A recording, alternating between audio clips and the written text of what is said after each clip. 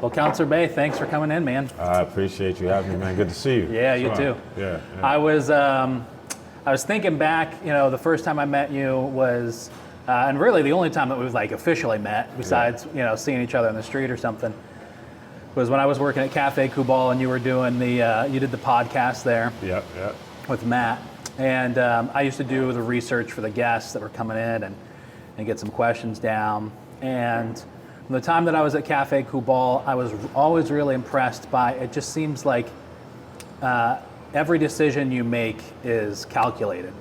Yeah. Like, can you tell us a little bit, what's your favorite drink that you get at Cafe Kubal? My favorite drink is the large almond milk chai with 2 tablespoons of raw honey. And now, why is it that, why do you get that drink? One, I do the raw honey just for health reasons, and it tastes great. Yeah. But it's the best chai I've ever tasted. I can't duplicate it at home. Right. And Matt will tell you, I've been drinking the same drink for 10 years now because I've been going there the entire time I've been on the council. So that's funny. And if I deviate, they think something's wrong with me. So most times I drink the same drink. Yeah. Yeah. So it just seemed like every decision, everything's like calculated with you, and I like that. Yeah. I like that a lot. And thinking about a potential leader of, you're already a leader on the council, but thinking about somebody who could be mayor of the city of Syracuse, that just seems like a quality that you want to see in a candidate and a leader. So. Yeah, even when writing legislation, I think it's very important. It's one thing I did no fluff pieces, no disrespect to anyone else over the years. I've always did something that I considered framework changing, something that would be long standing and would be very hard to overturn because the people would ultimately be against an effort to overturn those things. So to be able to produce something organic, I always say I like to empower people. I like to see them win. Yeah. And I think a true sincerity in that respect is you don't even require a thank you. You just like to see people ride off into the sunset and do well. And that's why I got into government, and hopefully I get a chance to do the same thing as mayor. That's awesome. You've been on the council for 11 years? 10. 10 years. 10 okay. years, Yeah. So what made you first want to run for city council? I didn't want to. That's the funny. I first ran unsuccessfully in 2005. Okay. And basically I was a constituent like so many others who had concerns about issues, but I had the idea of who better to deal with issues like mine than me. And so I ultimately got involved, got whipped in that election. But I went into elections thinking, I think as many others do, you got to get people to like you. You got to, I had just published a book titled The Key to Character, which is all about not being impacted by external judgment. And then I entered a field where that appeared to be the order of the day. It was an absolute turnoff for me, and I swore I would never run again. How old were you? 2005, how old was I? Maybe early 30s? Okay. Early to mid? Yeah. But yeah, I'd say maybe 34, I think. So when I think back to that time, the absolute benefit I had was when I took a job with the state senate, 2009. I always give that experience credit for really educating me on legislative government. I still had no interest in running though. When people asked me in 2011, I said no. But it was me giving consideration to the fact that there's no better platform for empowerment than government. That's what motivated me to run. Yeah. That's I'm going to remember the name of that book and get it later. Make sure I buy that book. Shameless plug, right? Yeah. It's funny, like I've been working with some of I had never really been interested in local politics up until the last race for mayor. Okay. And I really only got interested in that because at the time Andrew Maxwell had announced his candidacy. He's a good friend of mine, Okay. Yeah. And I had never met him before, had no idea who he was. Yeah. But a lot of people that I was friends with on Facebook were talking about how big of a deal that was. So I reached out to him and met him for coffee at Kubal and just sat and chatted with him. At the time, we didn't have any of this. We were just doing blogs for Eat Local. Okay. And I thought, well, that'd be cool to go to dinner with as many of the candidates as I could, and maybe put some blogs out about them. Yeah. And so I went out to dinner with now Mayor Walsh, Marty Masterpole, Chris Fowler was the other one. Yep, yep. And that was just something that really threw me into getting interested in local politics. Being involved with it now and like the little work that we've done with some campaigns for the county side, it's really interesting to see the different reasonings that people have and why they run, why they get involved with it in the beginning. And Mayor Mark Olson, who's the current mayor of Fayetteville, has kind of said something similar to what you're saying. It's he wants to be able to be a change in the community, help people in the community, in the village of Fayetteville, and then, now bring that onto the county. But I've thought about that a lot because, like, being involved, I'm like, I wonder if one day I'd be interested in running for politics. Yeah, why not? And I'm going to tell you right now why I'm never going to do that. Because I've never once had that same thought of like, and me driving around from meeting to meeting thinking, I wonder if I'd be interested in politics to run for some office. I've never once thought, how could I help the people in that community? I've just thought, I wonder if that'd be interesting. Right. So I got you. Hold me to that if you ever see me You got it. announce for anything. You got it. Yeah, you got to call me up and say. So you were just endorsed by Governor Cathy. How big of a deal was that? It's a very big deal, to have state party leadership, endorse and to try to galvanize, and energize the Democratic base, but voters in general, because I believe she has support across the aisle as well. But really to create some excitement around the election. We talk about the value and the importance of local elections. It's still not resonating to the level that many of us would like, because obviously, if it did, the ceiling would be popping off of this place right now. But we still push for it nevertheless. So it's very important to excite and energize people. I think it demonstrates a relationship, of course, and the ability to have access to the governor and ask for and or attract those additional resources we need. I'm a big pull yourself up by your bootstraps kind of person. So I believe we have to make our best, put our best foot forward with what we have first. And in that same vein, say, all right, look what we've done. In order for us to continue, we need a little boost. We'll be all right. And so that's always been my position. I've campaigned on that the entire time I've run. And I'll say this, my platform has never changed.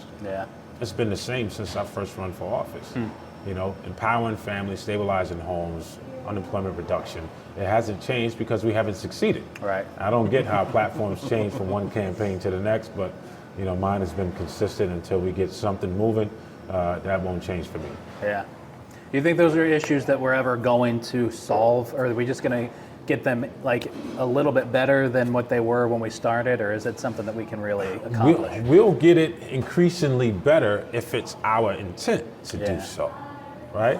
You'll get out the door if it's your intent to walk that way, but you certainly won't get there thinking about it. It's the same thing now. When we're looking at the fact that the low-hanging fruit that, with all due respect, this mayor is trying to chase now, even though we tried to get him to chase it in 2018.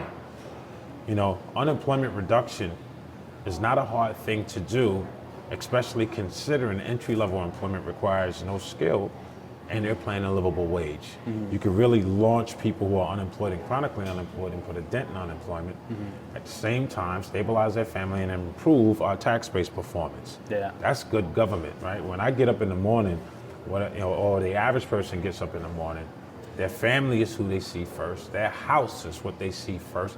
Their external environment, whether it's clean or it has litter, is what they see first. Dilapidated housing or not is what they see first. And so these are the things that are not just on people's mind, but come on, this is what they're encountering every day. So if you want to improve the conditions of people, those are the things you have to be mindful of and touch. And if we can improve those conditions neighborhood by neighborhood, then we set ourselves on a trajectory that is more respectable toward long-term sustainability and increasingly improve local financial health. That's the goal. I live on the north side. We live on Hood, and we've been there for 5 years now. First house ever bought, and I don't really like it too much. But coming downtown, our office is in the Delavan Center, and I'm downtown a lot, and I'm always going down Butternut. My wife, whenever we go somewhere, she's always like, "Don't go down Butternut." Yeah. We went to dinner for our today is our 2-year wedding anniversary, and we went to dinner at St. Urban the other night, and we're driving, and she's like, "We're going to a nice dinner. Let's go a different way tonight. Let's not go down Butternut." That section of Butternut's rough, man. It's rough, and it certainly needs some TLC. Yeah, for sure. What Michael Green, when he was running, Walking, he was on Butternut. Yep. And when I saw that, I was like, "What the hell are you doing there in Butternut? Get out of there." But is there one area of the city, like one neighborhood, where you'd say, if I could just make a change in that one area? Is there one area that you'd say? There's multiple. Yeah. For the very reason you talked about. But if I could adjust it this way. Yeah. Center City. Yeah. Is where I want to put a lot of TLC, if you will. Uh-huh. The neighborhoods surrounding Center City, the houses are performing well, tax base are performing well, it's aesthetically appealing, landscaped, and they want that to remain that way undisturbed, understandably. Yeah. And can we improve Center City to have those same type of attractive qualities? Yeah. To me is the real goal. So when I think about Butternut, when I think about the South Salina Street corridor, I often use South Salina Street as an example because according to a study by a company called Metro Edge 2005, it showed that the area between Taylor, Brighton, Route 81 and Midland, was deemed the South Salina Street trade area, we now call it Sankofa, had a greater concentrated buying power for retail than the total average consumer for the entire city and the county. Wow. So while the total average consumer in the city spent $82 million a year, that small area of 6,000 some odd people was at that time spent $123 million a year. Pushed and worked with the administration to do another study on all of the neighborhood business corridors. And South Salina Street spending has increased $2 million. So it's over $125 million a year that I live in that neighborhood, that we spend outside of the neighborhood for what does not exist on the neighborhood business corridor. So in the spirit of circulating the dollar, using South Salina Street as a litmus, you have to put that money into the neighborhood. You have to revitalize Butternut. You have to revitalize Geddes. Building deters a lot of questionable activity. Right? Because you bring in a new type of foot traffic and a new type of energy, and you want to kind of disperse that to restore some quality of life. There's very practical methods for getting there. But it requires the will to go after the type of businesses that, for example, the Butternut market would support. Not just throwing a business out there that'll die in 6 months to a year, but something that the people in the area will actually spend their money on. Driving down there, pretty much every single day. That Butternut section. I mean, you've got the import store, but other than that, you've got the dollar stores. You've got the Rite Aids. You've got and most of the days it's somebody with a tent set up. I don't know what they're selling. I don't know if it's cell phones or what what it is. But there's some there's a bodega up the street and that burned down a few months ago, and a pizza shop. I don't know if it's open because there's always bars. There's a number of boarded up places over there too. It's this is another reason why don't ever let me run if I ever announce anything, because I don't have a vision for that area. I got you. And as a leader, do you have to go into it saying like, listen, I have the vision of what it should look like, what it should feel like, and what should exist there, or are you going into it thinking, I just need to find somebody who has the passion for it and help them do it? No. We have to do it. And we have to have the vision of what goes there based on market demands. Now, the biggest problem with entrepreneurs who attempt to open businesses along our corridors is that they're selling a product that the market is not looking for, and or the market doesn't support. Welcome to the restaurant industry. Right, exactly, right. So when you have a product, when you have an understanding, for example, of what Butternut demands, then you put that there, and the likelihood is the sustainability of that business is long term. This is what you want. You want the business to open and stay open Right. and provide a service to the surrounding community. You have the right type of density in that area, but you don't have the walkability, to support it. Sure. And so to try to bring that attraction while simultaneously improving the housing stock, pushing more home ownership, and that kind of thing will resurrect our neighborhoods and really restore again that quality of life that many of us imagine we should have if we, if we haven't experienced it already. Yeah. Yeah. It's a big challenge for me is trying to get out of my own thinking. It's tough. Yeah. Yeah, it's tough, to not see your surroundings. But when you have, I think, a very practical approach for improving people's condition, when you have a sincerity. Yeah. I'm not, I got a lot of big ideas, but I don't get creative at the expense of the taxpayer. Right. Which I think this administration has done. Right. My interest is long-term job security for people. Yeah. There's a statement made. I won't keep taking shots at the administration, but there's a statement they make. We're pushing careers, not jobs. What do you mean? The majority of the population work those very jobs you're trying to downplay. Right. Right. So people need jobs. Everybody want to achieve a career. Yeah. Right. But to be able to provide for their family and pay their bills and the like, this is what people want. Yeah. And so to be able to foster an environment, government doesn't create things magically, of course, but we foster the environment where things could exist. We have to become a lot more business friendly. We have to become a lot more accessible, to both businesses and community groups and the like. We need a lot more organization, but number one on the list is crime reduction. You have to have a very practical approach for deterring crime. Yeah. Let's take away the will for individuals to commit crime in the first place. Right. You do that by making them uncomfortable. In Eastwood, really specifically, I mean, during the past 2 years at our house, we've faced 3 different types of break-in. We had one break-in two summers ago, full on into the house, grabbed about $10,000 worth of stuff and took off. Now that was 2 of those things were 100% our fault. We were both gone, no security system.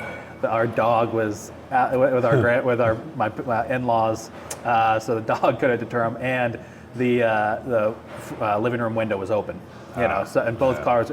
So it was big red flashing sign hey, no one's home. Yeah. So that happened.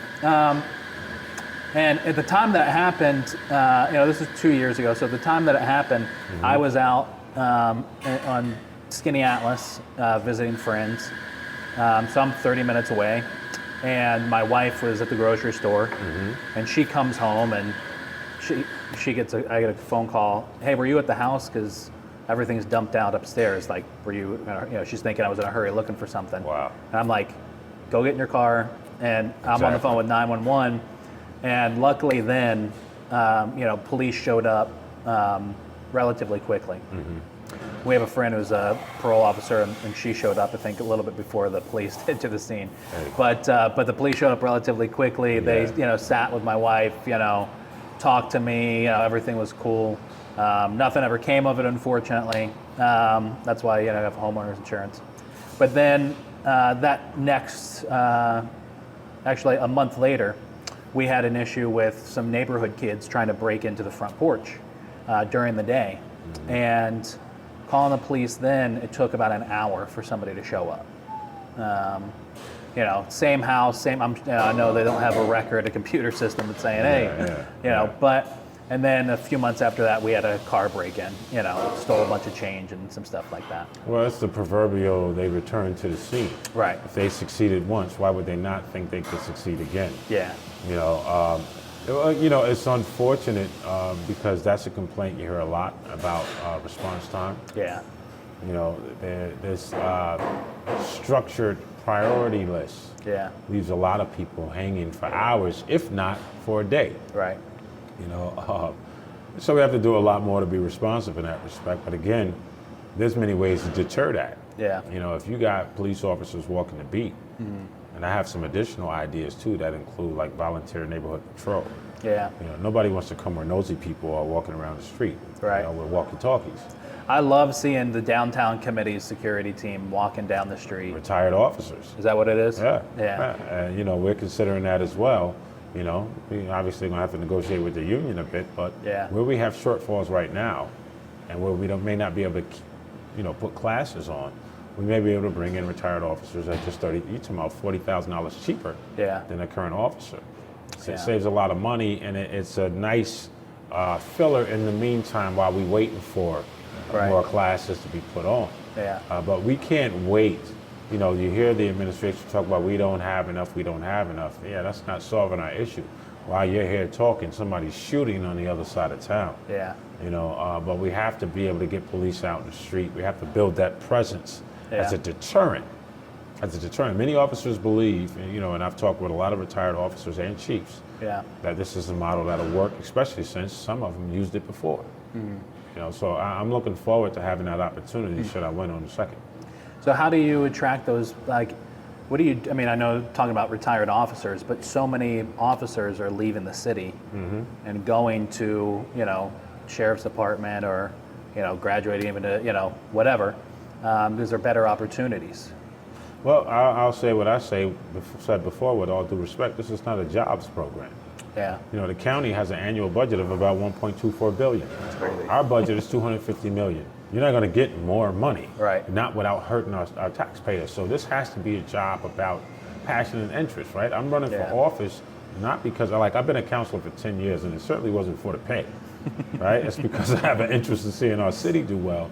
And those are the kind of people we have to attract, and this is why hiring within the city is very important. Yeah. But how well have we done the job of selling the idea of a viable career as a police officer? yeah. We haven't. It's the worst job, one of the worst jobs you could have right now. But when you think about it, you go to some young people and you say, you can make an excellent, Yeah. salary. Your family, it can achieve some true sustainability. Your wealth building, because you can, if you don't Yeah. own a home, you can own one, and you can make a contribution in making our streets safe. If people really sold the idea of the value of the job, because it's beyond noble, Yeah. that kind of position. Yeah. A lot more young people would definitely jump on board. Yeah. They don't even know what police officers make. Right. But when you tell them, their eyes perk up. And you don't want the money to be the reason. Right. But you want the commitment. Yeah. And I think there's a lot of people who are already out here shouting with bullhorns, about community and fairness and the need to clean up. Those are the passionate people who are not being paid right now. Yeah. And they're young. And you could say, hey, would you consider doing this job? Yeah. Because they're not going to chase the money. They'll stay here long term. And so we have to be creative. You talk about being calculated. This is exactly what I'm talking about. Our efforts to hire has to be deliberate. Our messaging has to be very deliberate. And our efforts to pull people from within the city, not at the denial of anyone else, Yeah. but to pull people from within the city to kind of build our ranks, not only to improve our, that's a hell of a boost when you have officers living in the city and they're paying taxes and spending here. Yeah. But the safety, Right. I would love to have a cop as a neighbor. Yeah. Yeah, you want to break in my house. Yeah. So Yeah. there's a lot of value For to sure. having police officers live in the city. We're not going retro. We're not going to tell somebody from Camillus, you got to sell your house. No, Right. but for new hires, this has to be our intent. You think that'll attract? I mean, I know you kind of what you're talking about is that this is more of a long-term play. It's not like, hey, we're going to make this one decision and boom, we've got 100. You're talking about community investment, and not just the people, but the neighborhoods and the programs as a whole. But do you think that the requirement for new hires to live downtown or live in city limits is going to attract or detract? When you're talking about people in the city, it will attract. Yeah. You have to have operational and long-term goals, right? Yeah. Our operational goals is to put things in place to deter and stamp out crime now. Yeah. We got to reduce the number of shots fired and the number of break-ins and all those things. Now, while we put in structures for long-term sustainability in our police department, right? Local hiring is the key to that. If you talk about improving your financial health, you need the people, right? You need people who are working. You need people who are paying their mortgage and paying their rent and or taxes. This is what you need to improve the health of the city. We know that, receiving, for example, $123 million in ARPA money is not going to resurrect our financial health. We have to change and make adjustments. I don't believe we've made the best decisions. I'll put that on the administration because the council had different ideas with the ARPA money, because we should have been spending it on things that guaranteed us a return on investment. You know, and even where there's equity as a return on investment, there's still some benefit for people to become strengthened and stabilized, as opposed to, with all the respect, using it as your own pork barrel money. Yeah. You know, which is, in my opinion, what's been happening. I look at, like, Eastwood has had a string of, issues over the past couple weeks. I forget what that number is. It may be 18 businesses, 13 incidents or something, where it's been anything from breaking windows and grabbing cash registers to just, vandalism. To the point where now, local business owners in Eastwood are talking about getting together to fund and hiring their own form of security. Yeah. Is that something that you look at that and you're like, hey, that's the community involvement that I want? Or are you looking at that saying, man, the city's really falling on this one? I'm saying the city's really falling apart. We're approaching the worst kind of lawlessness, when people are even doing those things in the daytime, right? Things that I say they wouldn't do if a cop was standing there. For sure. And that's the key. I promoted this comprehensive police precinct program where, for example, on James Street, Eastwood, there'll be a police precinct, which will reduce the chances of somebody doing that kind of thing. You got cars parked out there and cops walking all around. Nobody's doing that. Yeah. But when you complement that with community support, and a community patrol, which increases communication between police and community, and so you're building and cementing relationships. But it's the same police officers every single day. Right. They know you by your first name. You know them by their first name. They know your kids by their first name. And you build this real community cohesion. When you throw in there, a couple of retired officers who are acting as peace officers, they don't have the same powers as a sworn officer. But you've now lessened the burden of those two officers in the beat that they walk, because you now have 4+ community eyes on the ground. That's a different environment. It's very uncomfortable for people who might commit wrong acts. Yeah. And they're going to try to find somewhere else to do that. Problem is, we'll be there too. Right. So as much as we can shove them around, I had mentioned this in a debate the other day, talking to a retired detective. They made the statement, we'd rather have them on the move because they're more vulnerable on the move. They can't hide. And when you're taking away their spaces to congregate, and take away their security spaces, they don't have anything. They're out here now. Yeah. And they're easier to catch making the wrong move. So you disperse this concentration of negative behavior, and that 4-block radius has peace that it hasn't experienced in a while since that trouble has been there. Yeah. This has to be our approach. Again, I'm talking about very willful intent here to go after the problem, to neutralize it, while simultaneously putting other things in place to kind of stabilize it, increase community input and or involvement, build out a very robust neighborhood watch program, lending more support, because you can't have economic development, neighborhood revitalization as long as you have crime. Right. So you got to bring that down in order for neighborhood business corridors to remain attractive. What you don't want is to lose those businesses. Right. You don't want. James Street Eastwood is one of the best performing neighborhood business corridors in the city. Yeah. So you don't want to lose that. You got to restore that security for them, and I think we have a very practical plan for doing that. Yeah. See, like, when we're talking about community growth and improvement, for me to think that there is a person or group of people that's been running Facebook ads of Mayor Walsh with the silhouette of Pinocchio behind him, talking about the Columbus statue, whatever is true, I'm just like, wait, somebody lives in Syracuse that has money to do that? And I'm often commenting on those things, and I'm like, I'll troll people from time to time. So I'm like, who is the idiot? I'll comment on their group. Who is the idiot that's running this? I really want to know who the moron is who spent, we're a marketing agency. I know how much Facebook, if I'm seeing it and has that many likes, I know how much money they're spending on those Facebook ads. Right. I'm like, who's spending thousands of dollars to run that? Right.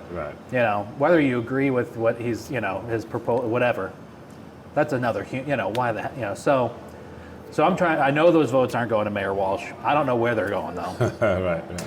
I've seen a few yards where it's the Columbus sign and then your sign. Yeah. I've heard about that. Yeah. So I'm interested to see. I think that could be a big portion of Not a big portion. That could be a significant portion. I'm hearing a lot. I take everything with a grain of salt, because nothing means anything until election night is over. Yeah. I'm not, you saw in the primary when I won, I was trying to find out where my excitement was. Right. I don't really respond emotionally to a lot. I'm very practical. And I said to them that night, even though they didn't run it, well, this one was good, but November 2nd is what matters. So I'm not here to make a statement. Right. You're the first black or you're the first, vote for me on the merits. Right, exactly. I can appreciate the historical significance. Yeah. But my catalog of work has value. Yeah. And that's what I'm running on. And so, and even the fact that I mentioned before, as legislators and this is what's funny, they kept talking about policy. Where's your policy? We don't know if he has the policies. We're policy makers. The policy power lies with the legislature, not the administration. Right. He doesn't have that power. Yeah. So how can you question a 10-year policy veteran who's written the most legislation in the last 25 years, according to our city clerk, about policy? Yeah. There's something wrong with that argument there. And this is why I wouldn't give him the time of day. Well, you haven't presented a paper. I said, well, who said I had to? Who made that rule up? Right? If you want to look up, and so but when I think of the legislation we've written, which is the tools we give the administration to be effective. Yeah. Let me speak specifically about the warrants for inspection for absentee landlords and the creation of the Board of Administrative Adjudication to deal with housing violations, neither of which you used. Yeah. And so Skyline happens, Ballantine happened, and all the other in-betweens that nobody know about, that we hear about all the time because we have constituents crying on the phone because their house is exposed to the elements and the landlord is threatening retaliation. This is the kind of negligence that people have not experienced. This is not on TV. Right. And so when you have, how is it that the majority of the council is dissatisfied with this administration? Yeah. That is not by mistake. And when you had Stephanie there, people liked her. I respected Stephanie because she wasn't no punk. Yeah. I mean, she's the first woman mayor, and some things I thought were a bit chauvinist on the part of some, and she stood her ground. That's why I'm like, I like her. She ain't scared of nobody. Yeah. Right? Now, whether they say she did good or not, but she wasn't bending because people wanted her to. Yeah. Quite the contrast now, where no decision is made out of fear of what the repercussion would be. Right. And always coalescing in a group so you never hold the bag by yourself. There's a reason why the council stopped standing with the mayor at press conferences, because we caught on to that. We did this. No, you did that. We're not coming to stand with you no more to sharing those burdens. So we pulled back in year one. One thing that I talked to Mayor Walsh about when I had dinner with him 4 years ago was, at the time, the thing that I didn't like about, and I wasn't as ingrained as I am today, but when Mayor Minor was in charge. But one thing that I didn't like about Mayor Minor, from what I remember seeing, was it felt like here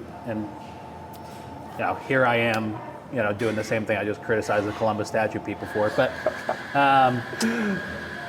and the optics, it seemed like she was kind of going after attention with some of her stuff.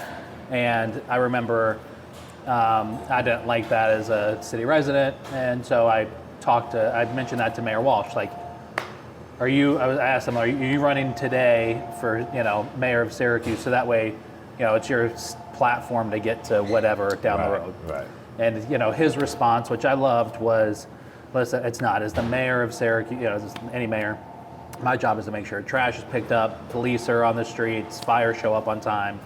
And I really appreciated that, because it's like, okay, you're getting back to exactly what the role is supposed to do. Right, that's right. I love hearing you talk about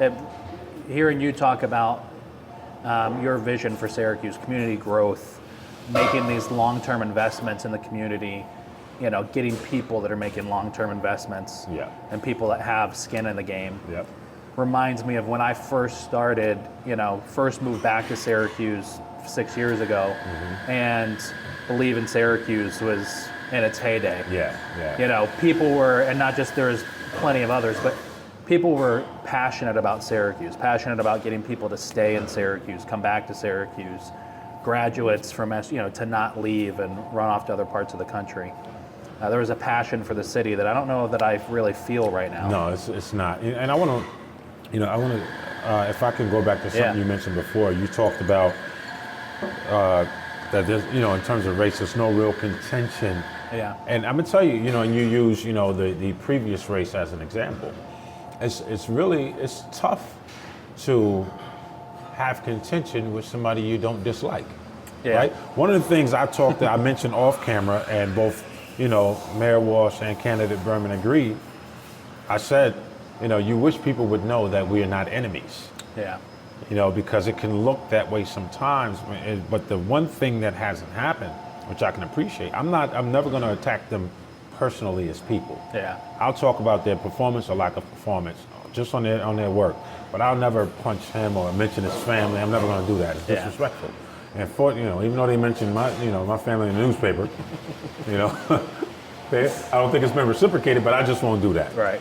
And it's because I don't have a dislike for him or for Janet Berman. Yeah. And so, you stick to the issues, and so it doesn't get as personal, so you don't see as much of the fire like you saw before. Yeah. And I don't think it'll get there. We only got one more media debate coming up. Oh, really? Yeah, Spectrum on Tuesday, tomorrow. Okay. And that's it, and then it's just work, so hopefully it remains that way until the second, but I just can't, I can't say out of one side of my mouth I'm pro-empowerment, right, and then pull the carpet from under you for my own gain at the same time. That's just something I won't do. Well, I think the important part in that is that you can do that. It's just that you've chosen not to. That's more important. For my principle, I can't do that. Right. Yeah.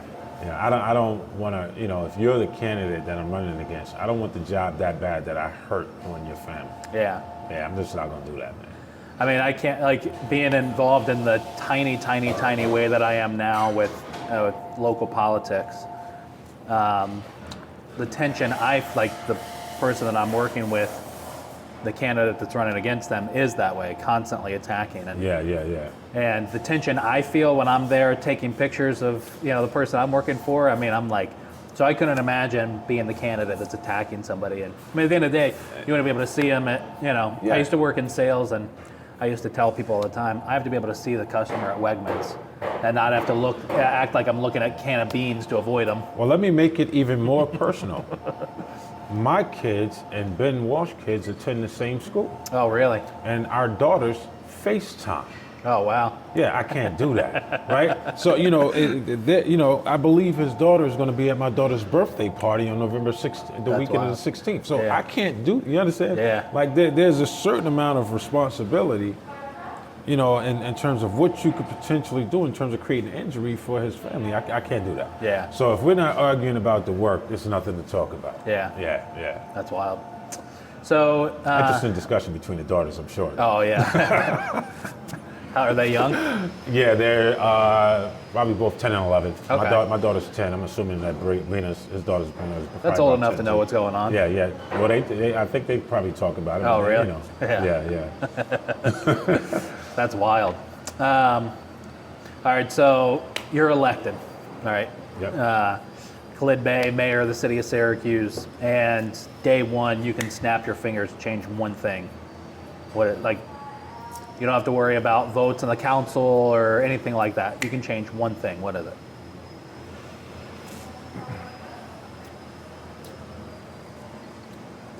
I'm not a pie in the sky guy. All right. If I could change one thing, shots fired would disappear.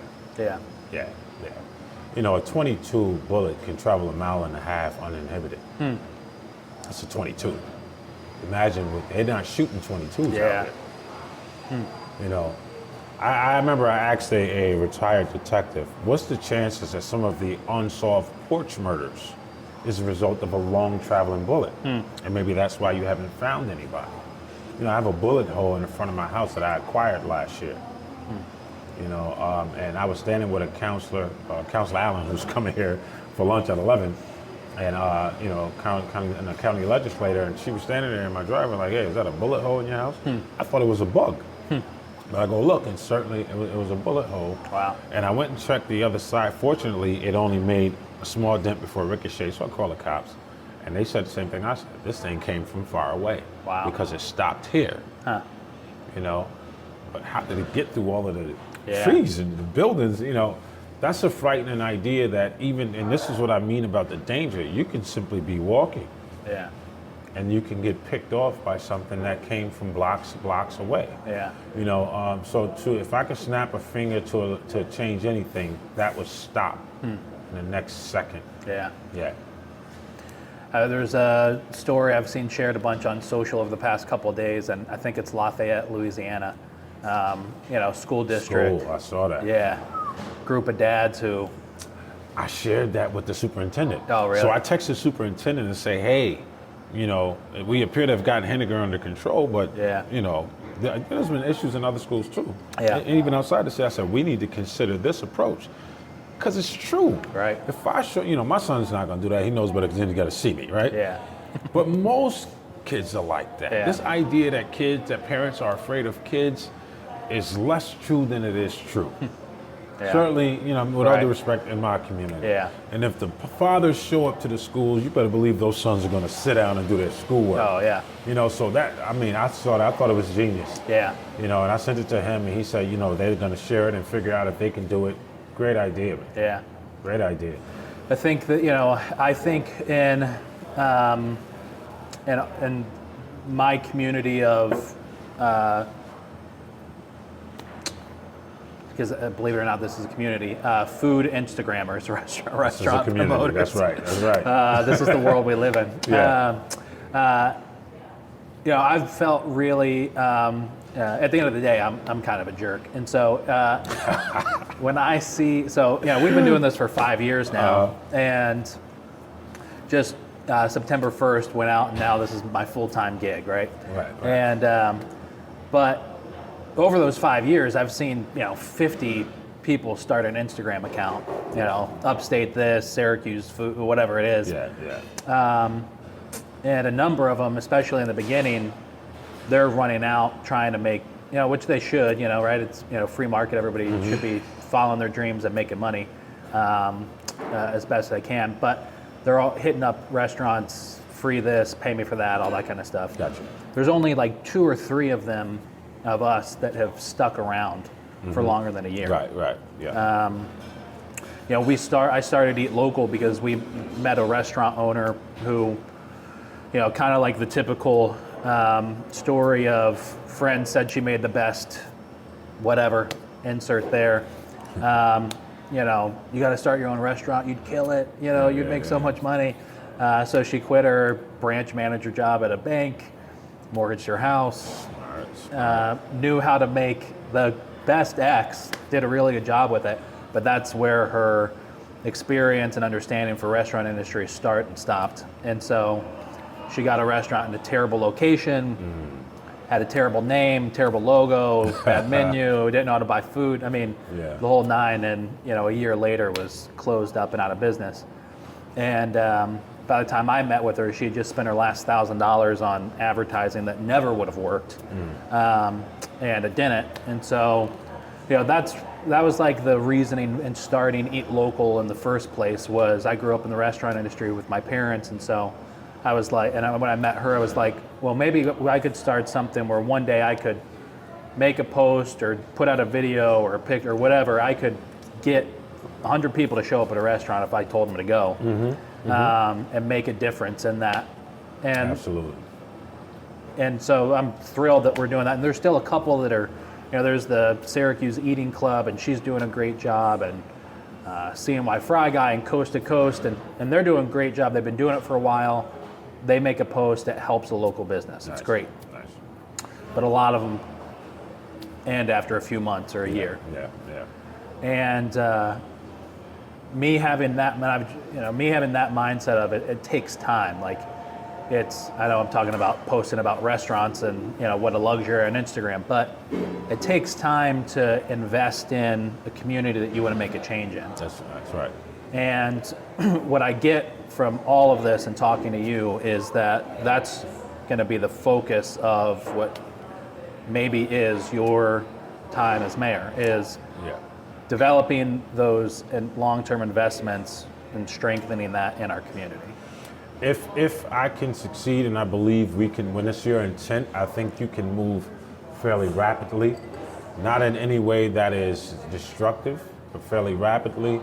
And if I had it my way, by the time my initial 4 years were up, the neighborhood business corridors would already be buzzing, because we would have gone on offense and attracted those necessary businesses. You look at the South Salina Street corridor, for example, that I mentioned, that even with the Kentucky Fried Chicken there and Burger King at the other end and Burger King at the far end, the market between Taylor and Brighton still has about a $1.7, $1.6 million demand for a food eatery.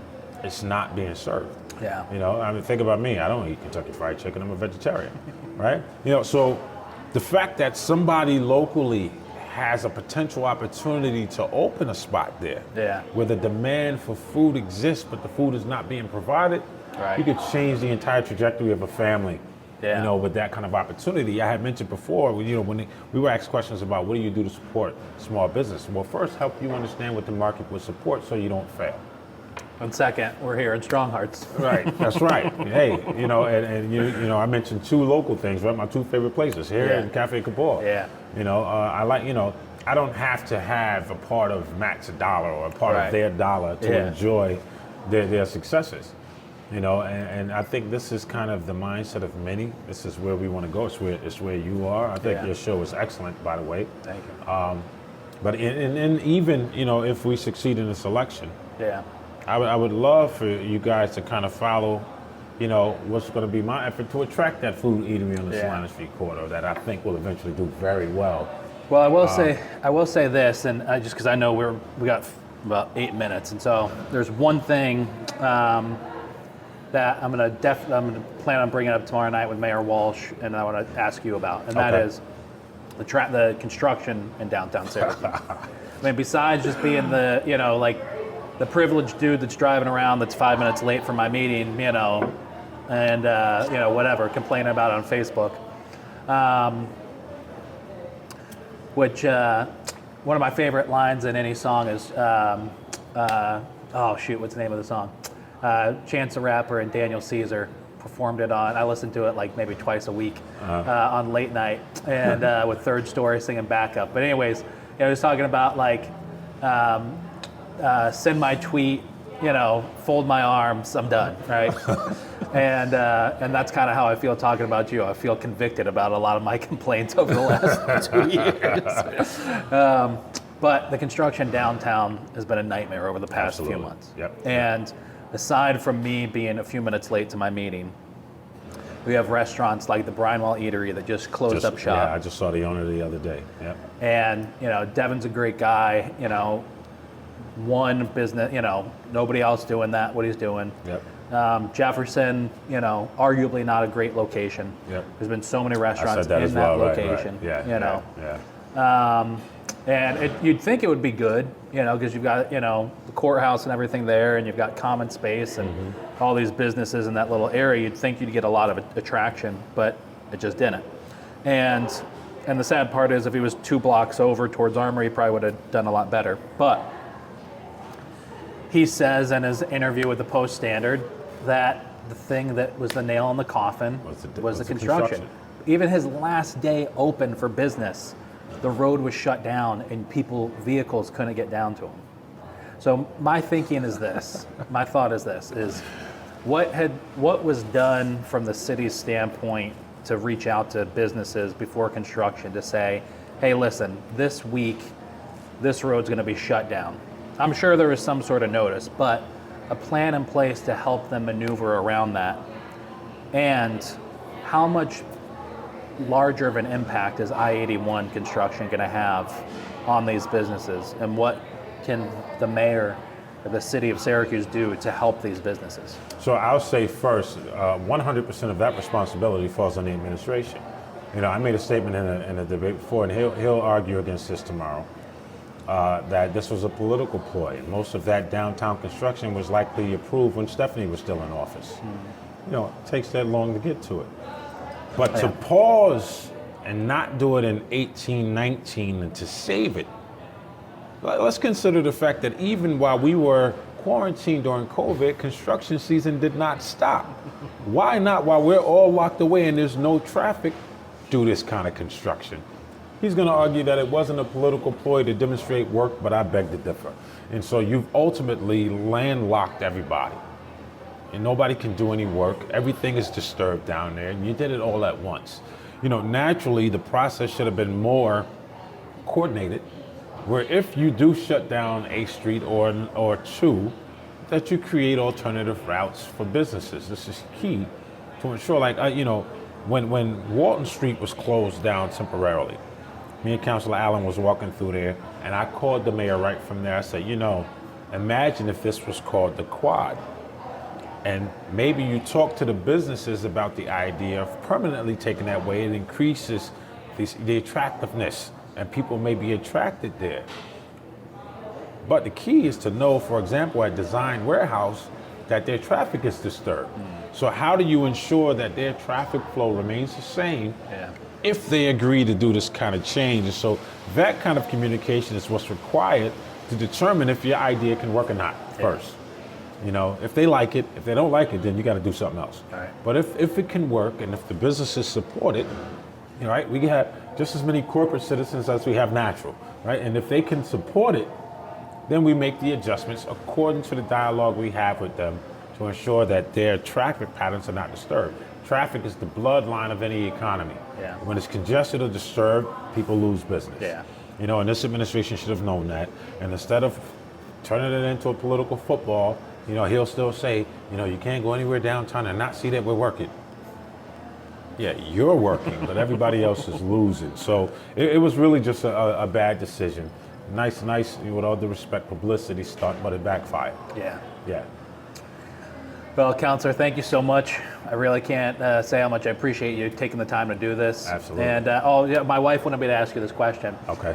So why are you a vegetarian? Check this out. So I'm a vegetarian for health reasons. Okay. Right? Longevity is my interest. Yeah. You know, and I remember, you know, when I first was considering it for years, this is a true story, and I'll make this quick. Yeah. And it, you know, where Blue Star gas station is on MLK in Salina, it used to be Citgo. Yeah. And they used to sell the best sweet and sour chicken wings. Huh. So I go there and I buy 30 drumstick wings. I always got the drumsticks. Yeah. And I'm sitting in front of the TV and 2020 comes on, and what do you think they're talking about? Chickens. So while they're talking about chickens flopping in their own stuff, Right. the bacteria, Yeah. I bite the first drumstick. Excuse the graphic, and the vein falls on my lip. I threw the entire box away, never touched chicken or turkey again. And beef happened the same way. Yeah. Matter of fact, let me go back, because the chicken thing happened after the beef. Beef was first. You know, I stopped eating pork years ago. Yeah. You know, but beef was first because it was 2020 again on how the cow. You know, I don't know. I'm going on what they say. Poison its own system under stress. So I had stopped eating beef first as a result of 2020. And then a year later, 2020 presented the chicken. So 2020 has been my friend. Yeah. You know, That's wild. It helped force me to make decisions when I wasn't ready to make them. But I've been a vegetarian now for 27 years. Wow. I didn't know that. Yeah. No seafood, no nothing. Oh, wow. Yeah. We had, I can tell you this now because I got rid of the chickens. I live in the city limits, and we had backyard chickens. Which I will say, there's no clear rule on that. Some people said, some in city office said yes, some said no, whatever. We had 10 backyard chickens. That was my COVID thing that I did. Yeah. And you know, the world was going to end. I needed to have my food supply. You got to have it ready. We finally got rid of them after about a year and a half, and gave them to a friend who has a farm in Central Square. Okay, but having those, we wound up having 7. You know, a few died when they were young, as they do. But having those 7 chickens, it was like I told Joel and Nick, because I had them on the podcast, and the more and more I'm connected to like that, I can more and more understand veganism and being a vegetarian, the more that you're connected to animals. So, If I can add one more thing, this is relative to a statement made about the incumbent mayor. And I've made this clear from the time I announced, talking with Terry Weaver from Syracuse.com. This is the last seat I'm running for. I'm not looking for a long-term career. I'm not going to Albany or DC. If I don't win, I'm going home. You know, otherwise I'll be here and I'll work hard for the people, you know. And so, you know, and I think it's a fair question when you talk about people's ambition. That should be taken into account. Right? It doesn't take over $1 million to run a campaign here. Right. You know, and I'm not going to knock the ability to raise money. Yeah. You know, but it doesn't take that much, and money doesn't vote. Right. You know, and I'll stay consistent with that argument every time. You know. Yeah. Yeah. Well, Councilor, thank you so much. I really Thank you. appreciate I it. appreciate it, man. Good to luck see next you. week. Yeah. Yes, sir. Yes, sir.